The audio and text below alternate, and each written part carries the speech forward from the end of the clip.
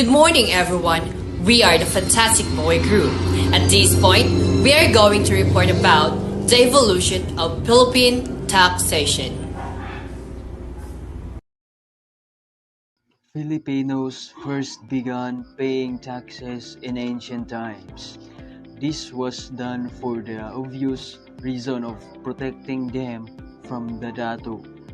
Every member of the village, with the exception of the chieftain household, is obligated to pay their share of taxes, known as buwis.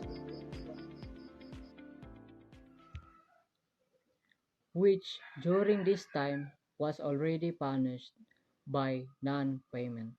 The location of the evolution of Philippine taxation by colonizers. The Spaniards ushered in modern concepts of taxation.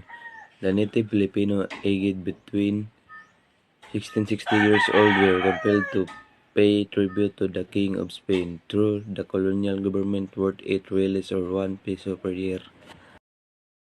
Another form of payment came in gold, chicken, forced labor, or servicio y polo.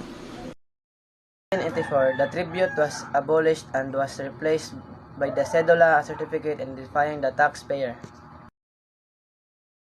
Americans aim to make economies self-sufficient by running the government with the possibly stun revenue and creates surplus in the budget.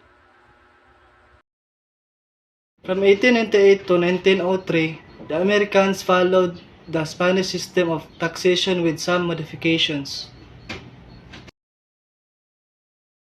Later on, the urbana will be replaced by tax on real estate, which became known as land tax. The problem with the tax was that land titling in the rural area was very disorderly. The Internal Revenue Law of 1904 was passed as a reaction to the problems of collecting a land tax. Post-war Philippines experienced restructuring and rebuilding, with taxation playing a crucial role in financing reconstruction projects and laying a groundwork for economic development. Why is taxation is important? Throughout history, states and their equivalents have employed tax revenue for a variety of purposes. Expenditures on war, maintaining public order and law enforcement, safeguarding property, public works, economic infrastructure, social engineering, subsidies, and government operation are few examples of this. Taxes are another way that government pay for public services and welfare programs.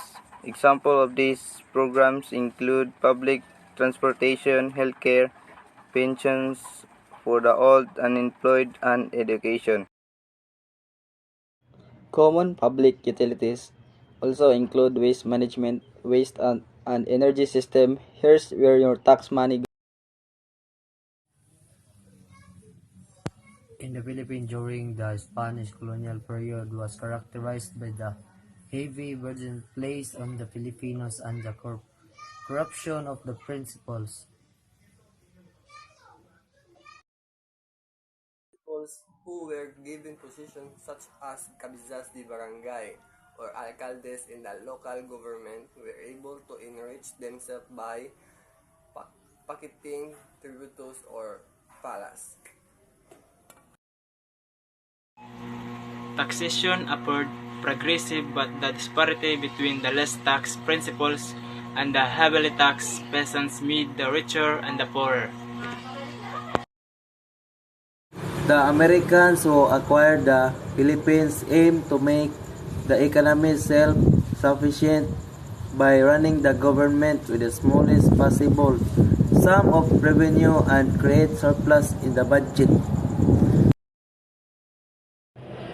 From 1898 to 1903, The Americans followed the Spanish system of transaction, with some modification, noting that system introduced by the Spaniards were outdated and regressive.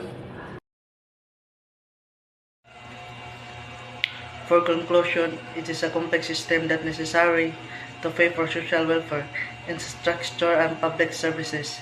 The fundamental objective is still to create a balance between tax revenue collection and economic growth while fostering justice and equity within society, despite the fact that controversial discussion over tax rate, policies, and distribution frequently occur.